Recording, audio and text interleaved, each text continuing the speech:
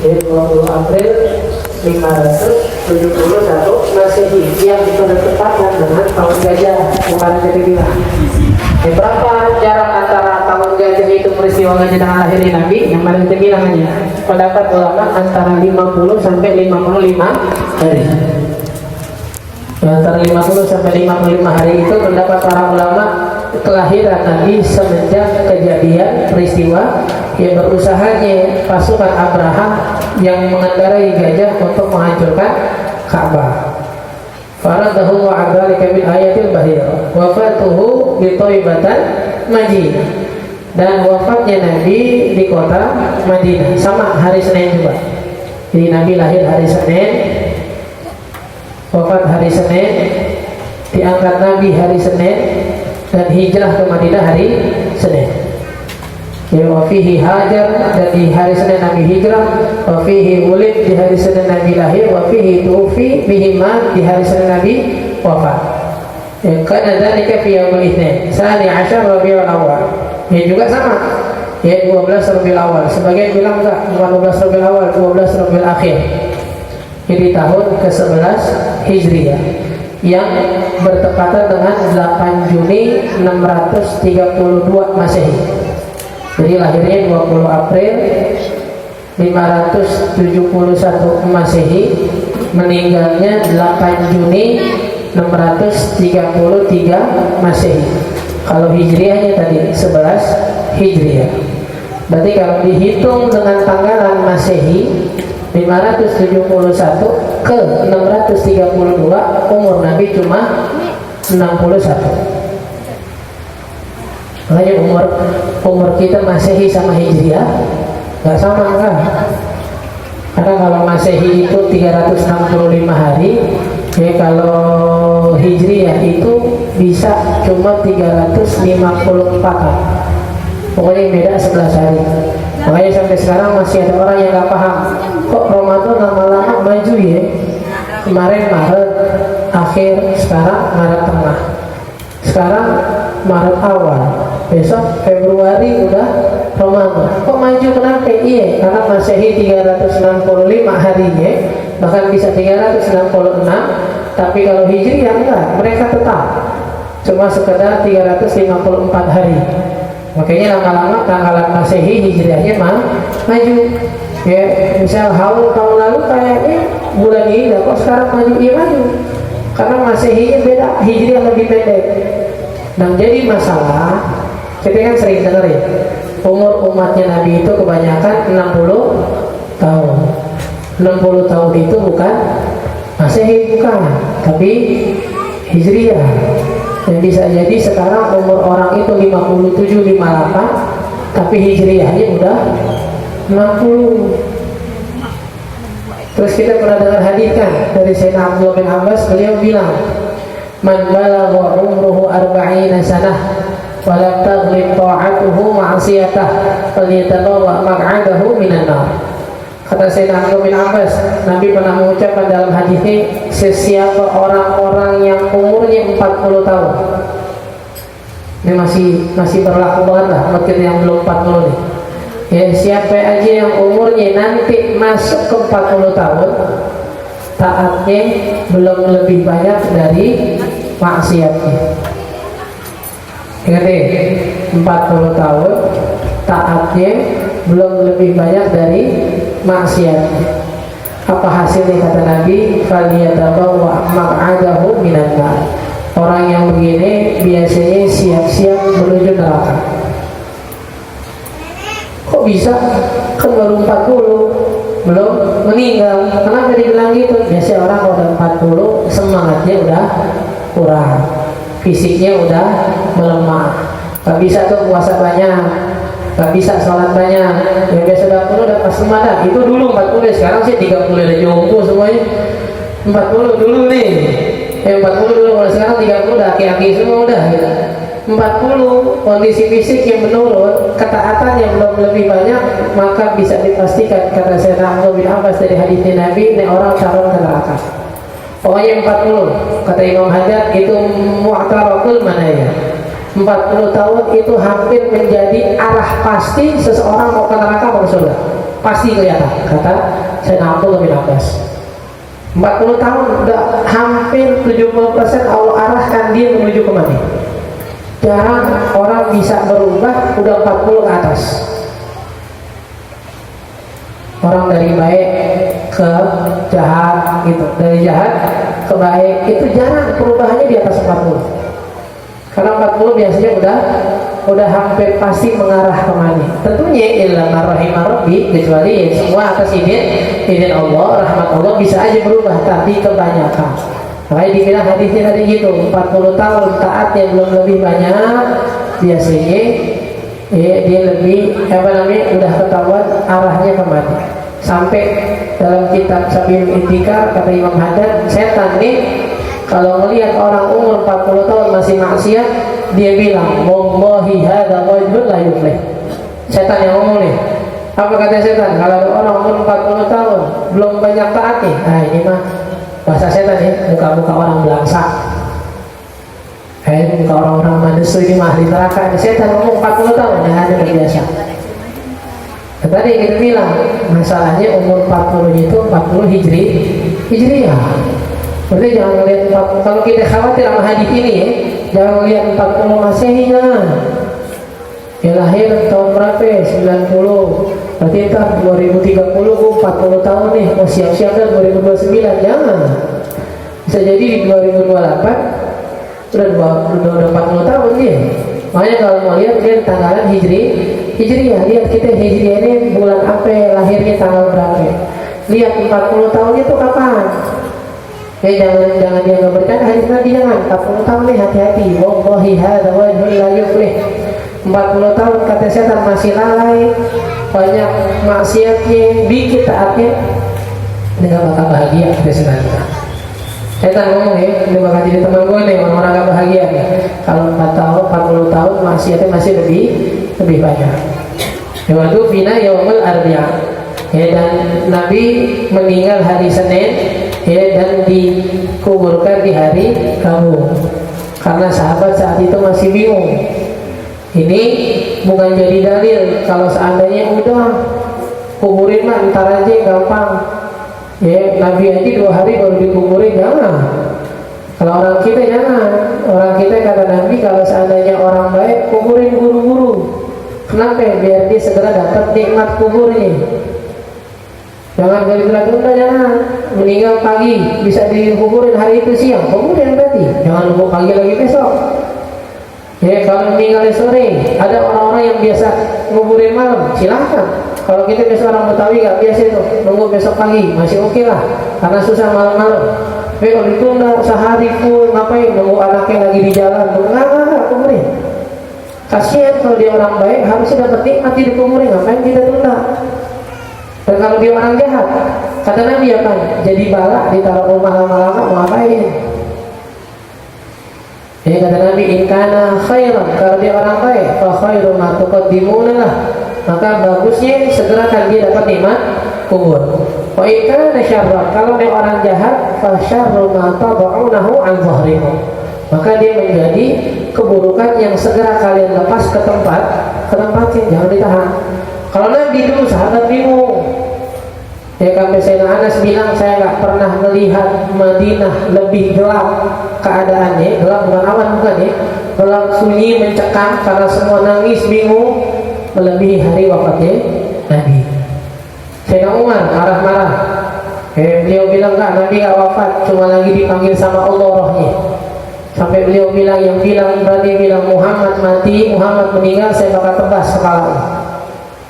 Saking nggak terimanya dan takutnya Nabi meninggal, bingung. Apa ini Nabi meninggal sekarang kita nih? Mau gimana nih? Dan semuanya kebingungan, lemes, nggak tahu mau ngapain. Makanya sampai akhirnya ditunda atau ketunda hari Rabu dikuburin, bukan karena sengaja tunda, bukan. Dan dikuburkan di kamarnya Sayyidatuna Aisyah.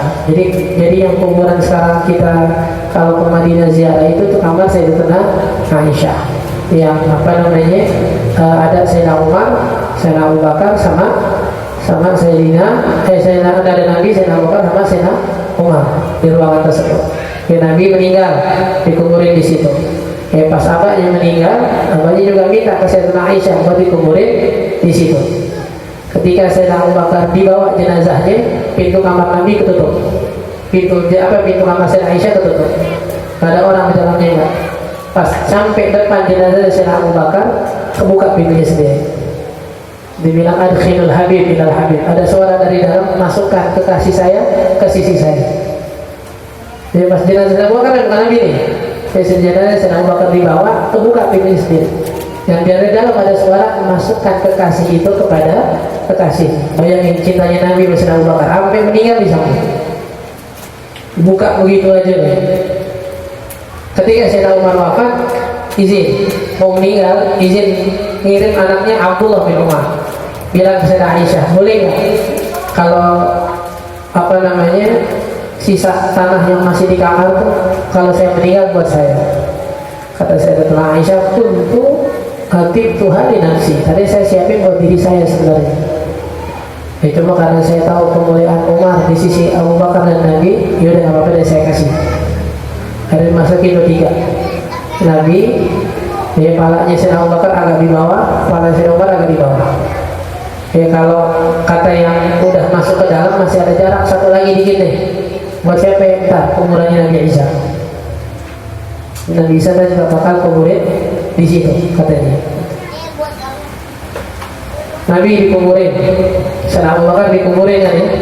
Itu Sayyidatuna Aisyah hidup di kamarnya, hidup di kamar. Jadi kamar ada kuburan sudah biasa dari dulu begitu. Kita aja yang penakut yang ketakutan. Oh, masa nguburin di kamar? Kayak gak ada tanah lain aja. Nabi di kamar dan Sayyidatuna Aisyah masih di situ, nggak pindah kan? Makanya riwayatnya ketika Nabi dikuburin, Sayyidatuna Aisyah masih buka kerudung di kamarnya. Abu Bakar dikuburin di dalam, beliau masih buka kerudung di kamarnya. Satu suaminya, satu bapaknya. Pas Sayyidina Umar dikuburin, beliau nggak pernah buka kerudungan di kamarnya. Karena memang malu ada Umar. Mengingat nih, lihat jaganya, jaga auratnya, malu ada Umar. Karena memang mereka pun yakin, la tahsabanna alladziina qutilu fi sabilillahi amwata bal ahya'un 'inda rabbihim yurzaqun. Jangan pernah ngira orang-orang soleh itu matinya kayak kita, mati habis. Enggak, bal ahya', mereka masih hidup di kuburan mereka. Lihat orang-orang para sahabat yang memahami ayat bahwasanya memang orang-orang soleh meninggalnya kayak kita. Mereka di kuburannya masih hidup dan tahu apa yang kita lakuin. Makanya beliau nggak pernah akhirnya buka auratnya di kamarnya semenjak ada Sayyidina Umar dikuburin di situ. Itulah rasa malunya mereka. Sayyidatuna Aisyah, Sayyidatuna Fatimah, kenapa sekarang kita pakai keranda yang ditutup? Kalau kita lihat sebagian keranda di Arab itu khususnya laki biasanya cuma papan lebar, taruh jenazah di atasnya, kasih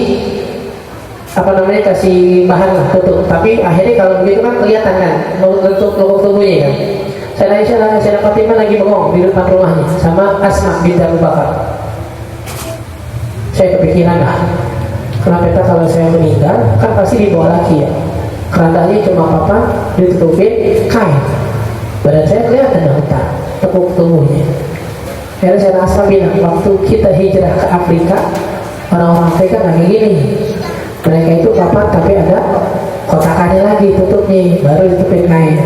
Kata Sayyidatuna Fatimah, pas saya gituin ya, jangan kayak gini jangan. Saya baru pakai yang ada kerandanya, biar nggak kelihatan lekuk tubuhnya pas mati di bawah laki. Jangan kelihatan lekuk tubuhnya pas apa?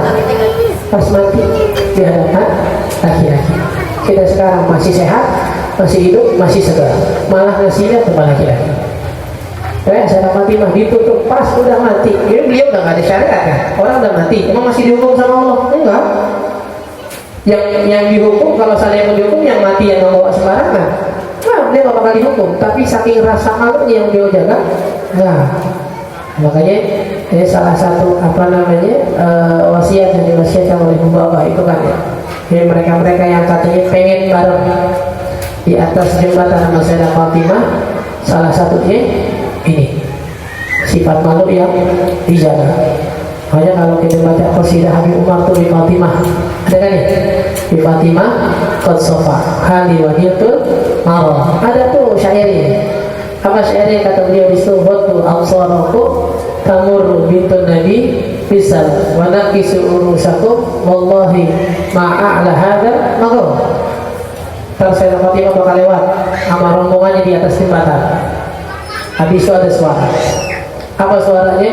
Waddu absarakum tamur bintun nabi bisal.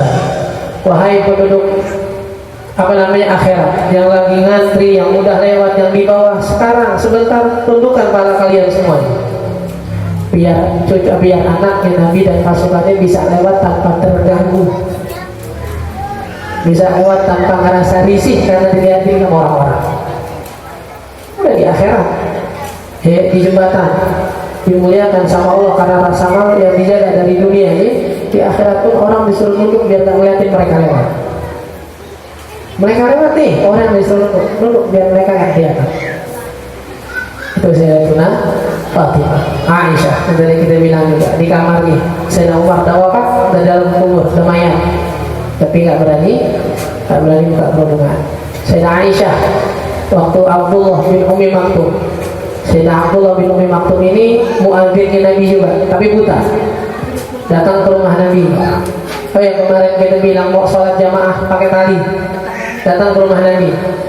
Ya Rasulullah, ada Abdullah. Kata Aisyah, kata Nabi, wahai Aisyah, pakai kerudungan. Kata Sayyidah Aisyah, ya Rasulullah, kan dia buta, gak ngeliat. Kata Nabi, alaisa tara, tapi kan itu lihat dia.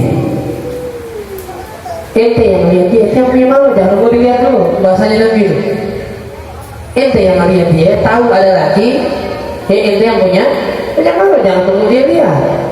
Sama kayak kita kan nih, mau ngejemur di depan rumah, pakai kerudungan, kayak ngintip-ngintip ada orang apa kagak. Habis itu buru-buru lari, naruh ke lagi.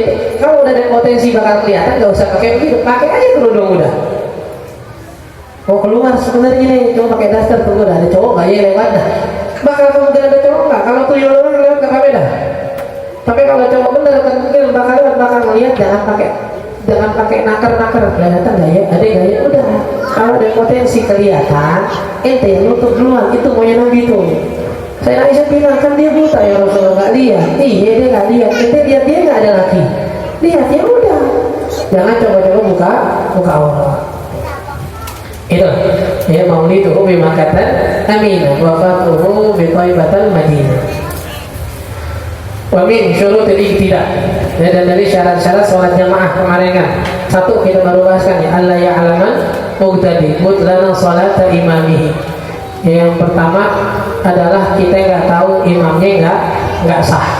Kalau kita tahu imamnya nggak sah, maka sholat kita nggak sah. Yang kedua, bukan nggak tahu, tapi nggak meyakini. Tahu wajibnya ada najisnya nggak sah.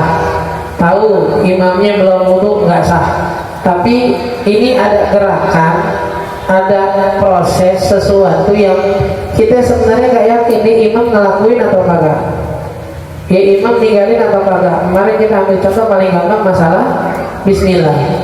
Ya Allahu Akbar, diam imam.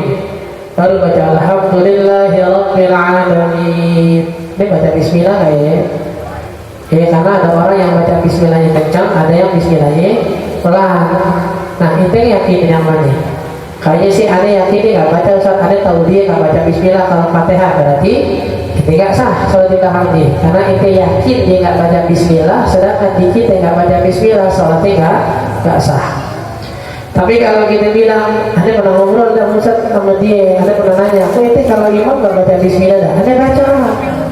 Cuma mazhab ada emang Bismillahnya pelan. Akhirnya kita meyakini dia sebenarnya baca Bismillah, cuma emang nggak dikencengin. Berarti sah nggak sholatnya di hadapan kita? Sah. Berarti jamaah kita sah nggak? Sah. Tergantung keyakinan kita. Emang boleh Ustaz ya, kalau sholat maghrib kita nggak kencengin suara? Ya sholat isya kita nggak kencengin suara, sholat subuh nggak kencengin suara, boleh nggak? Boleh. Atau sebaliknya, zuhur, anda pengen pakai suara Ustaz, boleh nggak? Kayak sholat zuhur nih, ntar azan zuhur tiba-tiba imamnya kedengaran Allahu Akbar Bismillahirrahmanirrahim. Kok kayak suara?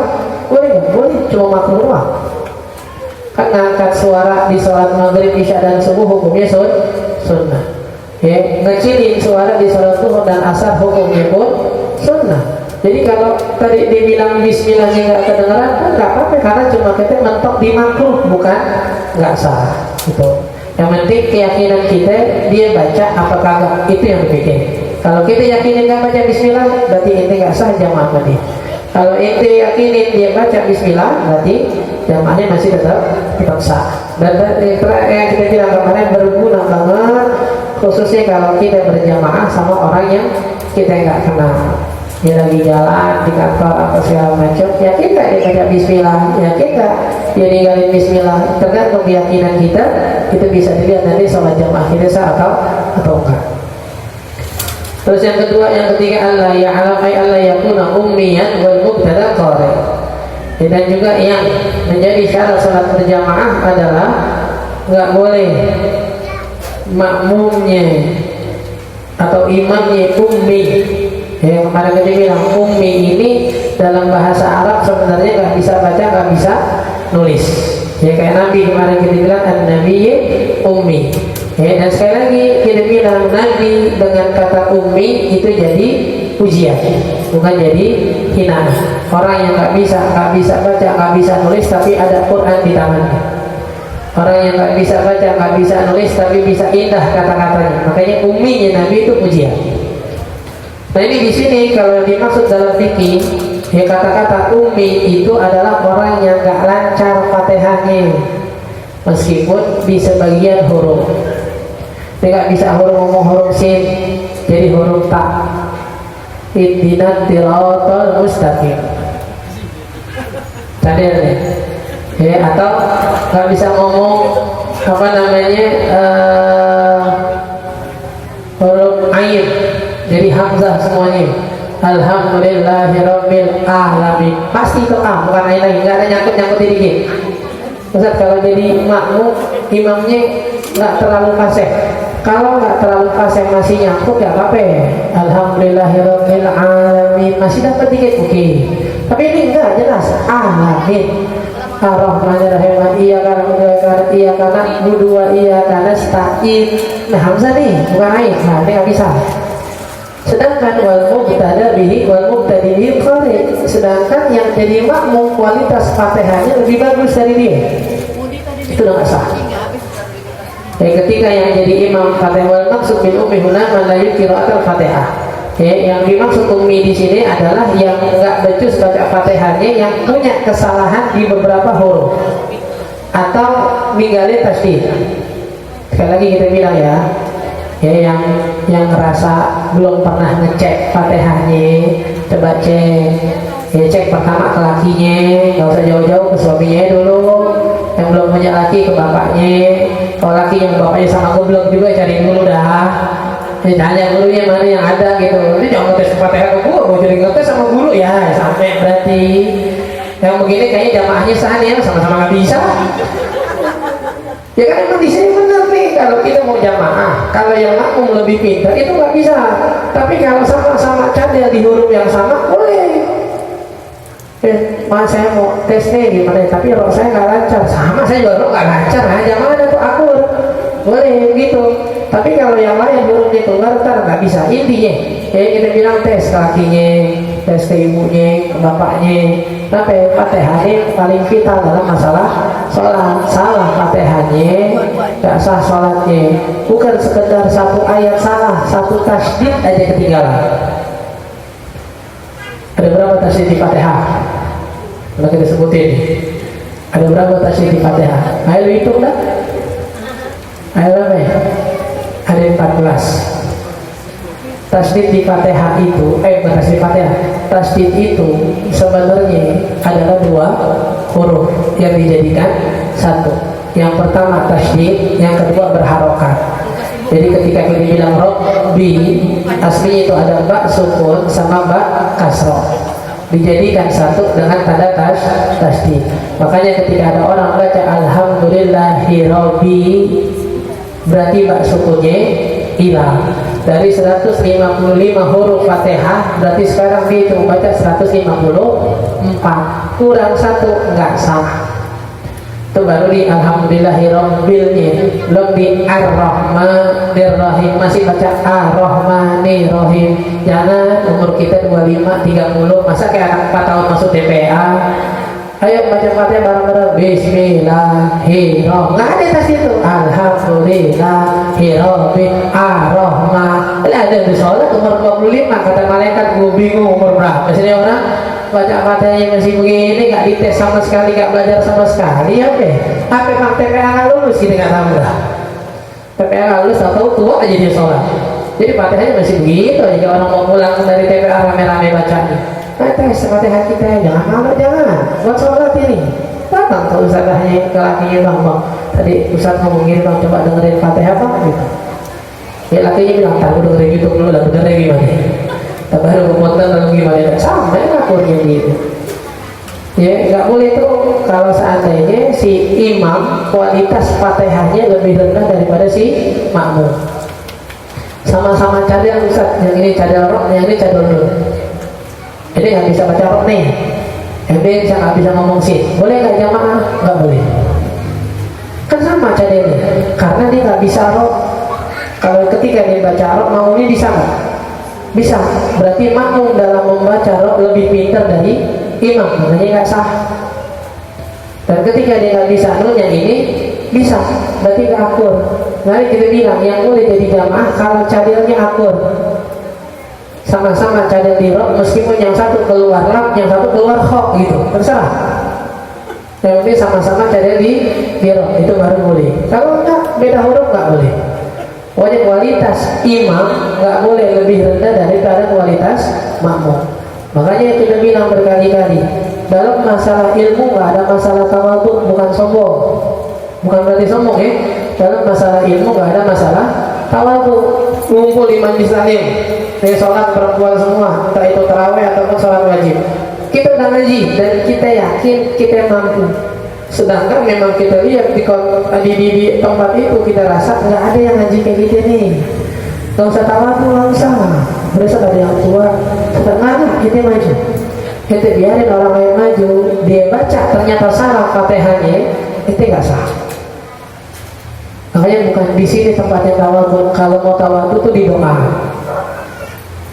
Pas giliran di sholat doa nih, kasih yang lebih tua, kasih tuan rumah, kasih orang sekitar, sesepuhnya, apa segala macam. Kalau masalah ilmu nggak ada, nggak ada tawadhu-tawadhuan. Kalau salah itu ilmu namanya. Makanya kita juga mohon maaf gitu yang ngerasa dipanggil ustazah, jangan gampang ngambekan kalau ada anak muda maju. Apalagi kalau kita tahu emang ilmunya dia ada apa kita ngambek. Ya pokoknya gue gak boleh jadi imam, ngapain anak muda jadi imam, gak apa-apain. Emang kalau dia lebih bisa, ya dia maju. Ya kecuali tadi kita bilang masalah sambutan, masalah doa, apa segala macam, baru kasih yang tua. Kalau masalah ilmu jangan kita yang rugi Pak. Akhirnya ada takbirnya, baca Fatihahnya begini, serba salah. Oke, kita mau farokoh, sholat sendiri, gak enak. Kelihatan sama orang lain kita berbeda sendiri. Kita mau batalin juga gak boleh sembarangan batalin. Ya kita mau nurusin kan karena foto lagi sholatnya. Kenapa? Orang gak sah itu ikutin. Makanya udah di rest area, di kantor, kampus, apa segala macam mau sholat ente bisa maju lah. Ya kemarin kita bilang kan masalah sombong itu masalah hati. Yang ini kita gak ngerasa lebih baik dari orang lain. Ya alhamdulillah. Ya wa aliyakun amro'atun wal muqtadi rajulun. Dan juga nggak boleh yang kemarin kita bilang imamnya perempuan, anaknya makmumnya laki meskipun anaknya sendiri. Ya wa minas sifatil ladzina sahabu ayatahalla bihal imam. Dan di antara sifat-sifat yang harus diperhatikan kalau menjadi imam yang pertama, ya ajdar ayyakun al-imam al-gaw afqahuhu, yang paling afdal. Kalau seandainya ini bisa Ustaz, dia juga bisa.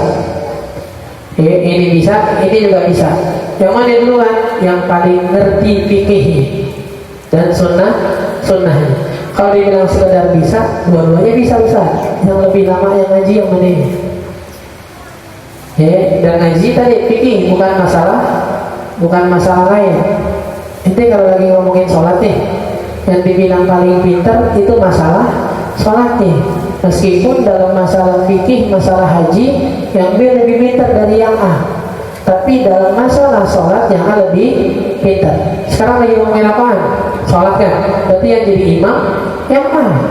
Ustaz, nih yang B ini lulusan Hadramaut nih, lulusan Mesir segala macam. Pintaran mana yang masalah sholatnya? Itu yang dimajuin, karena kita lagi ngomongin sholat. Kalau lagi masalah puasa, silakan tanya ke yang B. Tapi kalau sekarang enggak, si A yang jadi imam, kenapa lebih pintar masalah sholatnya? Ya wa aqra'uhum. Habis itu kalau dibilang fikihnya sama pintarnya nih Ustaz nih, gimana? Aqra'uhum, yang paling enak baca Quran yang mana? Ya habis yang paling pintar, yang paling enak baca Qurannya. Ya habis itu aslahuhum, udah paling pintarnya sama, suaranya sama enak. Yang paling baik, dianggap baik yang mana? Yang soleh gitu. Ada kan orang pintar kita anggap orangnya nggak soleh-soleh banget. Ada orang suaranya bagus tapi nggak soleh-soleh banget. Makanya ketika dibilang pinternya sama, terus bacaan Qurannya sama enaknya, habis itu lihat yang paling soleh yang mana, yang paling baik, yang paling jaga sikap yang mana. Ini sedikit ini ya, sedikit apa namanya perhatian buat kita yang dianggap sebagai sosok atau tokoh dalam agama, biar punya sifat hati-hati di tengah masyarakat.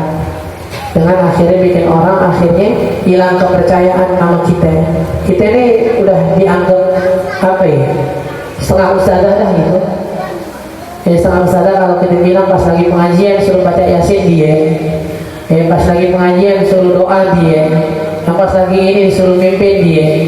Ini yang begini-begini, tolong jaga sikap di tengah masyarakat. Itu sunnah tadi itu dibilang. Kita lebih biasa jadi imam nih, imam tarawih, imam sholat id apa segala macam. Tolong jaga sikap, bercandanya jangan kayak orang-orang lain, jangan. Ya di jalanan bergaulnya jangan teriak-teriak kayak orang lain, jangan. Ya ngobrolnya sama laki segala macam bertanya jangan orang-orang lain, jangan. Oh, masyarakat butuh kepercayaan. Ya masyarakat butuh contoh, makanya semakin kesini semakin orang nggak hormatin namanya ustadz, namanya kiai, namanya ulama, karena dari mereka sendiri yang nggak menjaga kewibawaannya. Makanya udah dipilih di kampung-kampungnya jadi imam, jadi baca yasin, jadi apa segala macam, jaga-jaga sikapnya. Sunnah itu, ya jangan akhirnya kan orang ngelihat dia yang berilmu juga begitu juga, nah ini jangan. Ya kalau saya pernah dinasihati nih orang-orang misalnya kayak kita ini yang dianggap ustazah, sosok tokoh dalam agama, nggak boleh itu pakai dalil, namanya juga manusia, tempatnya luput dan salah, itu nggak boleh kita pakai dalil itu tuh secara sengaja ya. Kita mau berbuat macam-macam, ya habis itu ketika orang kritik bilang ya kan gue juga manusia. Ya, kalau ustadznya aja ngaku manusia biasa, apalagi yang lihat lah. Kalau ustazahnya aja ngaku salah mulu dengan alasan saya manusia biasa, berarti sama. Ngapain orang awamnya nyontoh biar jadi kayak nabi? Kalau ustazahnya aja nggak menyontoh nabi. Tuh. Makanya itu yang kita bahas sekarang, yang paling fikih dulu, yang paling ini dulu, yang paling soleh dulu yang jadi imam, itu berarti adalah sebuah kesunahan. Ya, sebuah kesunahan. Kalau seandainya kita dipilih oleh masyarakat buat jadi sosok-sosok tadi kita bilang, tolong dijaga apa namanya, dijaga sikapnya, jangan sampai ya orang jadi ilfil, jadi ngeremehin peraturan agama gara-gara kita tokoh-tokoh agamanya pun ngeremehin. Kalau kata Habib Ali Jufri, ya beliau dalam salah satu tulisan itu bilang kayak curhat lah. Beliau bilang saya minta maaf ke Rasulullah. Maka saya minta maaf ke Rasulullah karena orang-orang itu banyak salah paham terhadap Islam, bukan karena Islamnya yang salah, tapi saya yang dianggap sebagai pembawa Islam membawanya dengan cara yang salah. Kalau Islamnya, kata beliau, kalau mereka melihat Islamnya Islam Nabi, mereka bakal jatuh cinta. Tapi sekarang saya yang dianggap sebagai wakil Nabi, bawanya salah, sahabi orang salah paham sama Islam. Nah itu. Makanya kita bilang kita terhadap orang-orang yang apa namanya anti terhadap Islam, kita cuma perlu sekarang merubah cara kita membawa Islam dengan penuh keindahannya, kayak dulu dibawa sama Nabi sama para sahabat. Wallahu a'lam. Kalau akikah pakai uang dari mas kawin istri mahar, mahar punya istri boleh nggak usah? Tergantung istri ngibinin nggak. Ingat ya, mahar itu hak kalian, bukan punya suami, bukan punya orang tua, harta kalian. Yang kalau suami mau pakai boleh nggak usah? Boleh, kita larang. Tapi kalau suaminya maksa pengen pakai gimana Ustaz? Boleh kita jadiin utang. Ada mahar eteman nih, ada pakai dulu sini buat akikah, pakai tapi utang. Mau terserah, mau sekarang kita lihat harganya berapa, ntar gantiin segitu atau ganti emasnya lagi dengan sekian gram. Oh iya, laki doang juga mahar pakai dihitung-hitungnya. Emang justru itu bayaran laki buat menguasain kita kan, buat ngesahin kita dulu. Itu punya kita ya, nggak dipakai. Oh nggak bang, saya nggak mau jual nih, saya nggak mau pakai mahar, saya mau simpan buat anak saya, ntar buat saya butuh, boleh. Karena mahar itu sebagian gunanya, sebenarnya kalau seandainya terjadi perceraian, istri paling nggak ada pegangan. Makanya buat dipakai sama laki-laki, jangan dikasih, nggak apa-apa. Dan kalaupun mau dipinjemin boleh, pinjam benar utang, ntar tagih. Udah pakai dulu, jual dulu, dapat berapa bang? 7 juta. Tapi kalau kita beli 7,5 juta, ntar ganti 7,5 atau ganti emas 5 gram lagi. Karena 2 bulan, sama kayak orang utang ya 2 bulan tagih. Bang, mas saya mana dong? Ada belum? Balikin dong mahar saya itu. Oh, karena mahar uang kita, harta kita gitu. Bukan dengan alasan, mohon maaf, alasan cinta. Silakan mau apa, yang penting mahar hak kita. Boleh dikasih, boleh enggak. Kalau kita kasih dengan kata pinjam, silahkan kan bisa ditagih kayak utang pada umumnya. Jadi kalau mau akikah pakai uang mahar, boleh kalau kita izinin. Itu kan kesunahan dari orang tua kan lelaki kan. Ini mau langsung datang, saya ikhlasin aja deh uang akikah, pakai mahar saya ikhlasin udah, pakai buat anak kita juga, nggak usah utang. Ya, berarti nggak utang. Tapi kalau laki yang bilang udah kita jalan dulu akikahnya dah, biar sunahnya anak kita jalan, ntar mau ganti ntar ganti. Karena kesunahan ada di lakinya, di suaminya buat akikah yang bukan di istrinya. Boleh gak campur-campur mazhab? Yang setahu kita ya hanya diperbolehkan kalau darurat. Kalau milih bebas gak, namanya taufik dalam agama. Taufik itu dilarang karena adanya syariat itu untuk mengatur hawa nafsu kita ya. Itu ikut mazhab Syafi'i ini. Ikut begini caranya beribadah nih, jangan pakai hawa nafsu. Tapi ketika dicampur, misal wudunya pakai Syafi'i yang agak gampang, batalnya pakai Maliki yang agak susah. Jadi pas salaman sama laki, aku ikut Maliki gak batal. Ya, Maliki batal kalau nggak pakai nafsu. Aku ikut Hanafi yang nggak batal meskipun pakai nafsu. Lagi malas soalnya wudhu nggak bisa. Nah akhirnya syariat nggak membentuk diri seseorang. Makanya taufiknya haram. Tapi kalau kayak misal pas kita umroh, ini susah banget pakai mazhab Syafi'i karena mazhab Syafi'i kesentuh dari kelingking sama kelingking sengaja nggak sengaja batal. Akhirnya ketika tawaf mau nggak mau ikut mazhab Maliki, dia nggak gampang batal. Kenapa dibilang mazhab Maliki nggak Hanafi? Masa ente lagi tawaf pakai nafsu sih? Kan nggak mungkin, lagi sibuk doa, serempet juga nggak sadar gitu. Pakai mazhab Maliki dia nggak gampang batal. Kenapa? Darurat. Bukti daruratnya aja sekarang tempat tawaf nggak 1, 3 lantai karena saking padatnya orang. Apalagi postur-postur tubuh kita yang nggak kelihatan sama ketek-ketek orang Pakistan ya, repot dah. Makanya pakai mazhab Maliki itu darurat. Kalau kita pakai mazhab Syafi'i, baru jalan dikit wudhu lagi, Kalau tempat wudhu di samping Ka'bah, kan di tengah-tengah Masjidil Haram, pada tempat wudhu harus keluar dulu, repot urusan nih. Makanya disitulah kita dianjurkan buat pindah mazhab sementara. Pas kapan? Pas tawaf doang. Sa'i udah selesai. Karena sa'i lebar, nggak tumbuh-tumbuh kayak orang tawaf itu. Tapi kalau buat ngikutin hawa nafsu tadi kita bilang haram. Karena inti dari syariatnya nanti nggak dapat buat ngatur kemandirian sosoknya ini, nggak ngatur sikap jadi nanti kalau seandainya dicampur-campur. Kayak contoh nih, ya Anda masih berusaha keras untuk ngajarin kalau seandainya bisa pakai beras. Tapi darurat Ustaz, orang kalau punya beras doang nggak belanja, dia tak kalau kasih duit. Coba dah, orang yang ngomong kayak gini, apa semuanya udah ngecek yang dia kasih ini emang punya beras tapi nggak punya duit? Apa cuma dia alasan malas ke warung?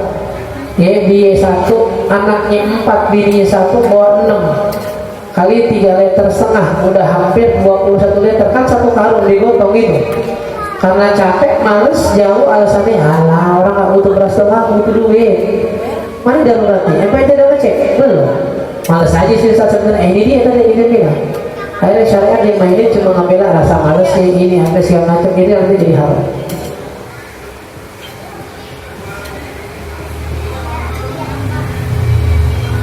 Karena Nabi kemarin bilang Fatimah binti Asad dari bapak, kalau yang perempuan itu Baro al-Makhzumiyah. Baro al-Makhzumiyah. Selalu Hijri yang Masehi selisihnya 11 hari. Jadi kalau seandainya masih 365, 366 Hijri itu cuma 354 hari. Di Hijriah nggak ada 30 hari, 31 enggak. Makanya sidang isbat selalu di hari ke-29. Hari ke-29 sidang isbat. Entah hari 30 gimana, entah hari ke-29 sidang isbat. Oh hilal belum kelihatan, berarti besok hari ke-30. Saat pas hari 30 sidang isbat lagi nggak? Ngapain? Karena Hijriah cuma 30 hari, udah 30 berarti pasti besoknya pasti tanggal 1 gitu.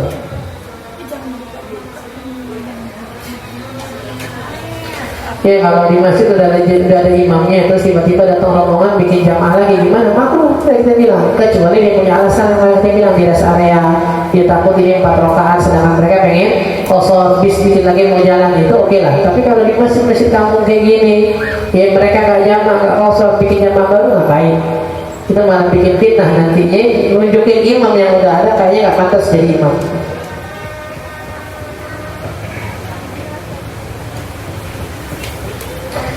Ya anak saya di pondok modern Ustaz, tapi nggak ada hafalan, nggak ada sholat duha, nggak ada tahajud. Nah sekarang dia minta kita yang khusus Al-Quran.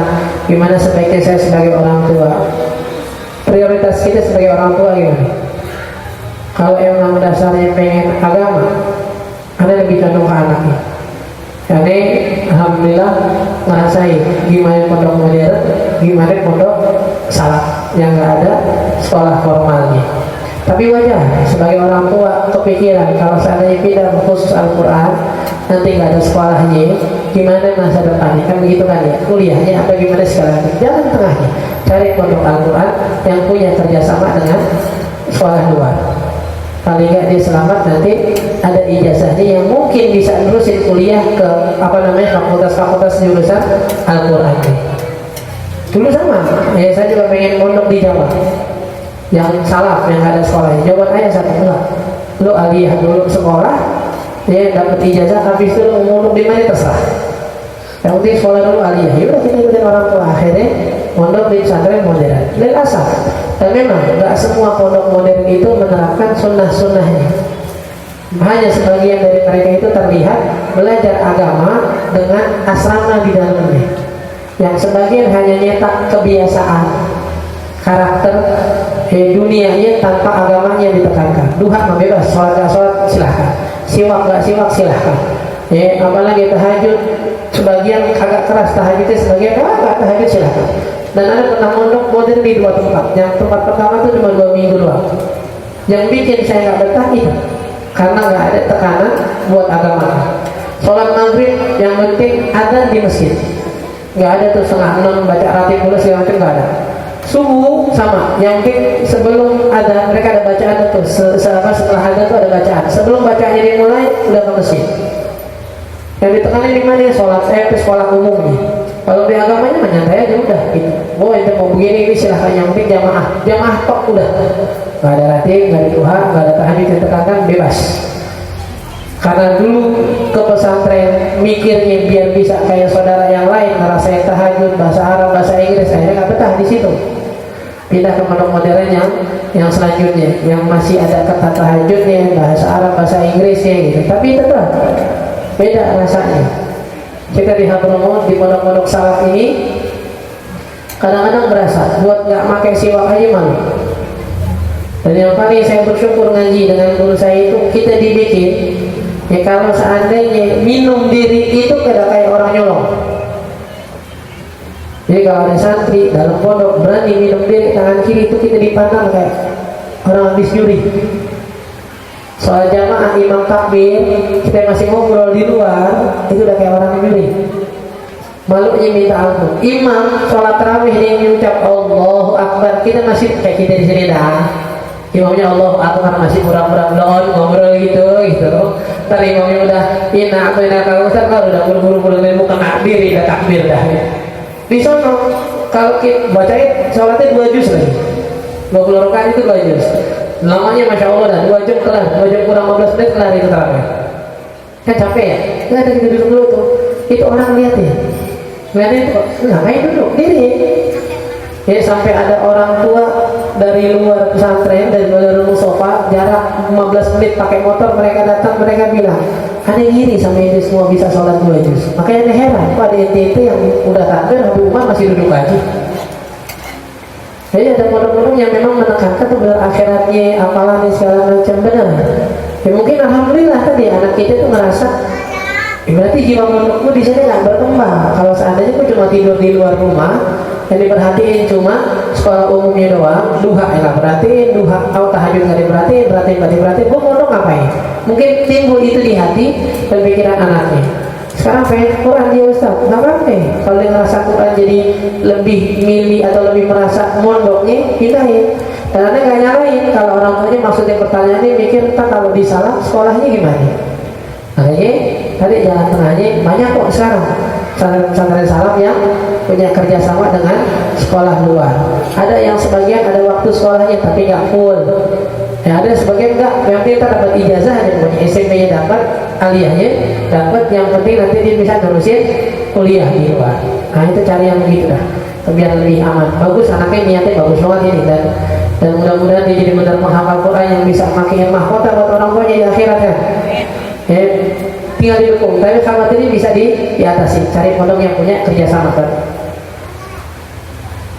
Kita tahu waktu subuh tinggal 30 menit tapi tidur lagi. Ini yang kita bilang sadar kan ya, udah masuk waktu subuh terus tidur lagi, bangun kelewat, dosa nggak? Dosa. Karena dia udah sadar udah ada waktu dan masuk waktu subuh. Jaga pikiran ketika sholat agar khusyuk gimana? Ya paksa ya, setiap keluar pikirannya balikin. Setiap keluar balikin. Jadikan apa yang kita ucapkan itu sibuk di otak dan hati. Dan jangan bikin kerjaan sebelum sholat. Dan itu paling inti tuh. Jangan bikin kerjaan sebelum sholat. Tuh jangan masak mie, jangan ngeliatin sayur, jangan balas chat. Jangan dia selesai. Udah wudhu semuanya selesai sholat. Jangan mikirin habis sholat kemana, kondangan dijemput jam berapa, pakai baju apa. Enggak, udah sholat aja dulu. Jangan ada pikiran apa-apa. Masuk kata Nabi ada qalbul qalbi. Masuk ke sholat dalam keadaan hatinya kosong.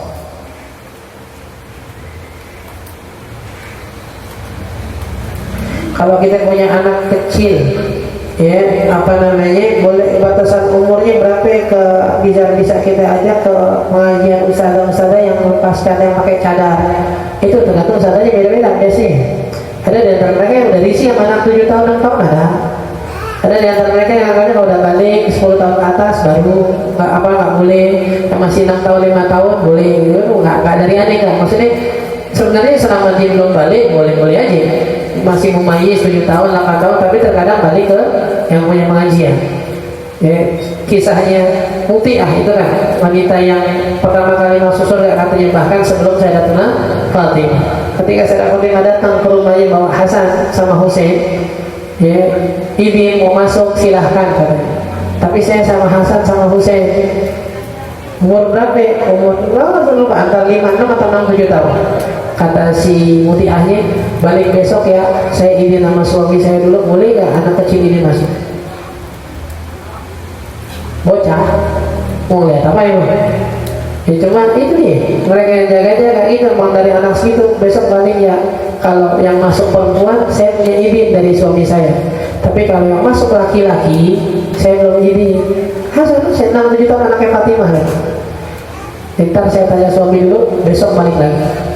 Besok balik, dia buat izinin anaknya masuk. Makanya tergantung isi dari orang. Dari silsilahnya yang anaknya gimana. Ya bisa ditanya ke tim-tim khidmahnya lah, orang-orang dekat ini. Ada mau ngaji umur segini anak-anaknya kira-kira boleh atau enggak. Subuh kesiangan bangun jam 7 harus buru-buru nggak? Kalau tidurnya sebelum adzan nggak. Tapi kalau tadi kita bilang kalau udah adzan atau udah sempat melek tidur lagi berarti pas bangun harus buru-buru.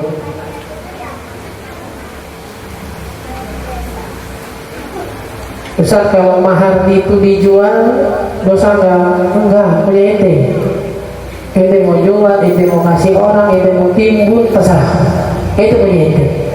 Tapi ada pandangan dari mertua, dari keluarga, tapi keluarga dari mertua punya pandangannya jika mahar dijual katanya akan sial dalam pernikahan. Sialan mana kalau tidak makan 5 hari? Nah coba, itu udah gak punya duit kecuali mahar nih. Tapi kalau nggak dijual sial nih. Nggak sial akhirnya mati bareng sama laki. Mau sialan mana itu jadinya? Nggak usah lah.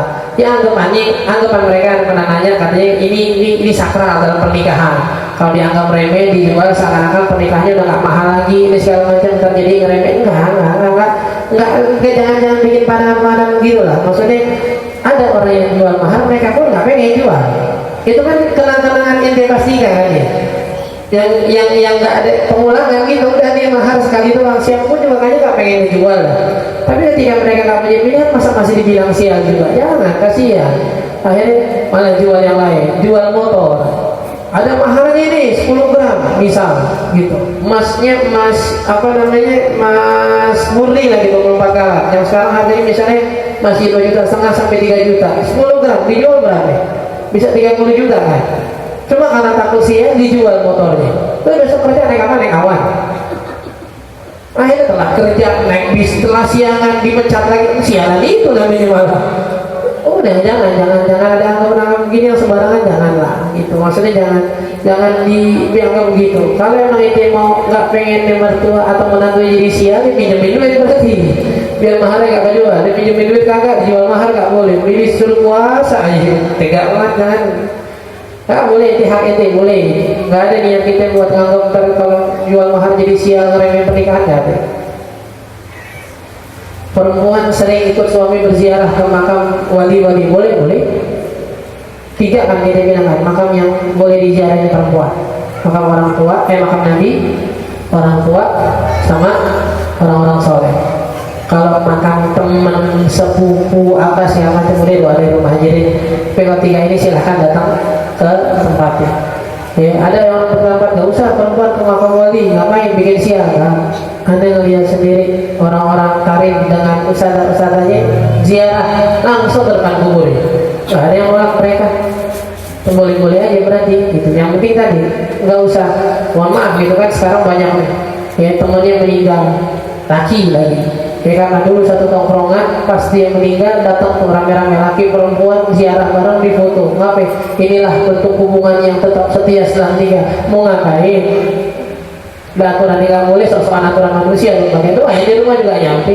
Doa di situ timbang juga pas doa datang 5 orang. Siapa yang minta tahlil? Nggak bisa. Udah tebar bunga aja. Nggak usah dari situ. Tebar bunga, lu kirimin aja orang sudah kirim bunga. Datang 5 orang. Ujung-ujungnya buat foto doang. Ya mohon maaf gitu sebagian yang nggak bisa baca tahlilnya, nggak bisa baca doanya, ujung-ujungnya Fatihah. Ya ngomong maaf ya kita datang cuma begini doang. Kalau datangin teman udah datangin ngapain? Berarti kata Nabi orang tua sama wali dari wali orang soleh lah kita bilang gitu. Silakan 3 itu. Apalagi kalau sama suami boleh-boleh aja. Dan justru kita khawatirin kalau datang sendirian ngapain? Datang ziarah ke makam Umi Mumpir tengah malam, perempuan sendirian nangis-nangis tengah Mumpir. Itu kangen dari rumah aja ngapain?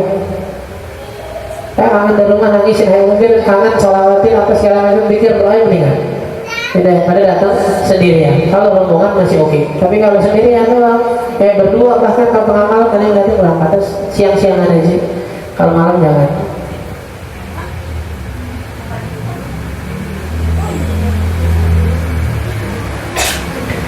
Ya salah nggak Ustaz kalau kita marah-marah? Nggak usah marah-marah. Kalau marah-marah kita jadi salah beneran nih. Kita nggak usah marah nih. Kalau marah kita jadi salah. Kenapa ya? Saya lagi di luar nih. Saya paksain buat menjalani praktek agama, tetap jaga kerudungnya, tetap jaga duhanya, witirnya. Lagi jalan-jalan ke puncak, ke villa sama keluarga ada yang komen. Udah kalau lagi jalan tuh nggak usah itu masih aja baca doa di sholat duha, masih baca Quran. Udah lagi senang-senang aja. Tinggal usah kayak maksa-maksain banget. Pas telepon bosnya bawa laptop dia. Ntar ya gua ada kerjaan, sama aja.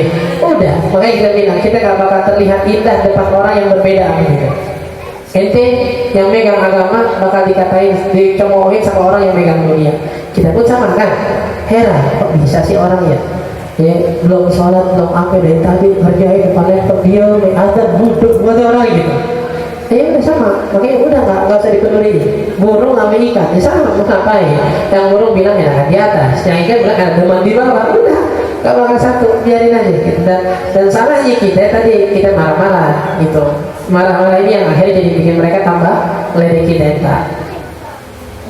Terus mereka bilang gitu, mamanya kerja ya beda lah, ini aku bakal dapat duit, ya beda lah, aku dapat surga lu neraka, gitu aja selesai. Aku dapat surga lu neraka, ya beda juga sama gitu. Aku masuk surga, lu masuk neraka masih silahkan. Gitu. Sama pandangan mereka ke dunia, pandangan kita ke akhirat. Biar kita gak bikin jelek pengajian dan guru kita, itu dia, makanya gak usah marah, santai aja. Mana ada guru jadi jelek ketika gurunya bilang itu mau jalan-jalan kemana kayak tutup aurat, sholat duha, Quran jangan ditinggal. Misal gitu, meskipun biasanya di rumah 3 lembar, pas lagi jalan-jalan paling nggak sempetin 1 halaman gitu. Oh parah nih gurunya maksain banget ya. Mana ada maksain, Nabi baca kok lagi di atas kota, Nabi sholat duha kok lagi perjalanan, nggak ada sahabat yang bilang Nabi maksain. Nabi Isa di mana sekarang bisa tahu, cek ada nggak dibalas ya. Ada yang di langit keempat kan, Nabi Isa di langit keempat, Nabi Adam, Nabi Ibrahim, Nabi Yusuf, Nabi Isa di langit keempat. Dan ntar bakal turun pada waktunya. Sekarang nggak, masih langit. Ntar turunnya kapan? Pas hari Dajjal itu kan.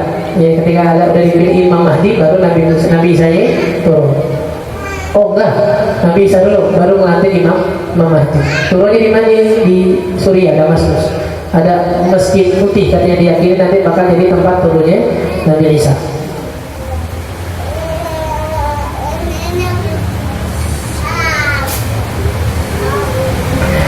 Mahar dari istri, mahar yang beli istri karena suami dan keluarganya gak mampu. Maksudnya ente beli emas dikasih suami buat ntar nikah jadi mahar gitu, dia gak apa-apa ya, boleh-boleh aja. Dan aku dia juga ngasih modal ke Nabi buat nikahin kan, boleh. Ntar ketika udah jadi kasih ke ente jadi mahar ente lagi, jadi milik ente lagi gitu. Terus dijual sama suami lagi, terus dijual lagi, Masya Allah. Berkah pahala ente banyak banget ini. Ya, kebutuhan dan suami gak ada bilang nanti ganti. Ente boleh ingetin, ente boleh bang itu kemarin mahar saya bang, itu duit saya, ntar abang gantiin ya. Mana kayak buat kita makan bareng? Iya duit gua, mau makan bareng juga duit gua. Hanya harusnya keluar duit lu, bukan gua, bukan. Udah lu bayar ntar nanti gitu. Ya elah mau laki ini, lu elah lu bini gitu lagi susah. Ya laki pelit banget, lu bini nggak mau ganti gitu. Gua mungkin aja sekalian gua yang beliin, lu jual lagi gitu. Berantem sekalian dah. Itulah makanya kita bilang dari awal kalau masalah kayak gini tuh ada kejelasan. Ini sih dari ilmu gitu. Ketika mereka paham ini loh mahar itu apa namanya punya bini ya nggak salah omongan Nabi. Kalau itu nikah sama orang yang berilmu ngerti agama nggak bakal kecewa karena mereka tahu peraturannya. Di kantor di kantor kita sering dijodoh-jodohin sama orang kantor. Padahal kita udah tegas kalau kita belum siap untuk nikah. Gimana sikap kita ngadepinnya? Habis kalau dia dibilang kita mau, kita diem. Terus kita bilang, oh, diam, kamu diem berarti kamu mau ya, nomor kamu saya kasih. Biarin aja, jadi mau kasih kayak gimana? Kita bilang enggak, aneh kayak sini. Masih dikasih juga. Terus tuh orang ngechat, diemin nggak usah dijawab.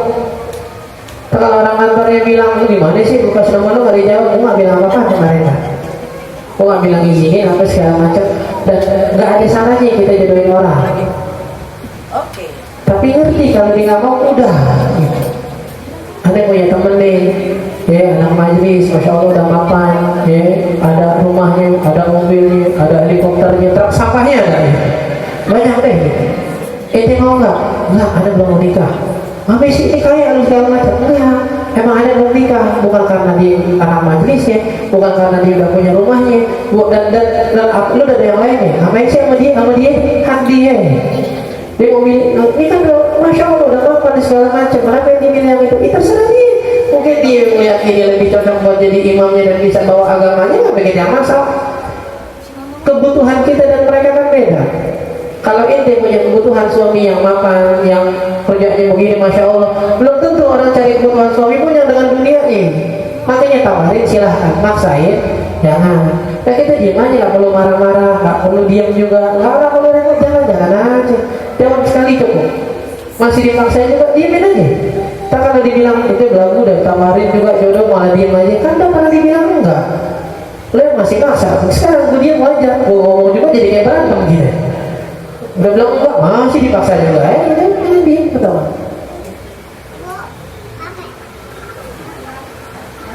Kalau jamaah ketinggalan imam udah duluan sujud, kita masih Fatihah. Mana kita bilang kalau dia sholatnya udah bareng imam nih, imam takbir dia takbir.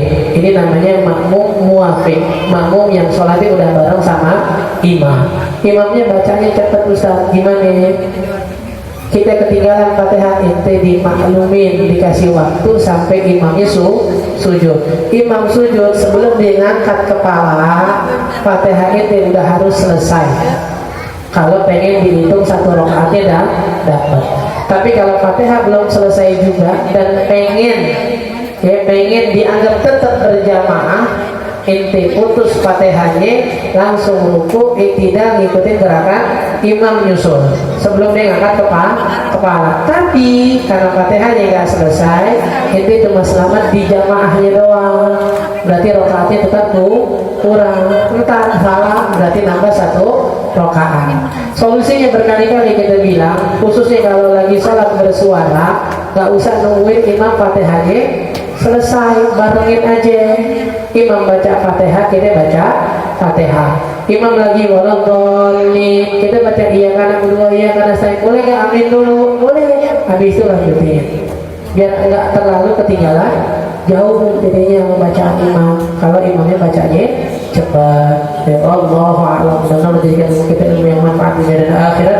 Menjaga kita semua, para guru kita, orang tua kita, keluarga kita, kaum muslimin dan muslimat dari berbagai macam bala, membahas tentang musibah fitnah dunia dan akhirat, memberikan kita panjang umur dalam sehat afiat, istiqomah di jalan Allah. Allah membuka segala macam doa dan hajat kita, dan mudah-mudahan Allah sembuhkan semua yang sakit di antara kita, diberikan afiat, jadikan penyakit sebagai pengampun dosa di hadapan Allah Subhanahu wa taala.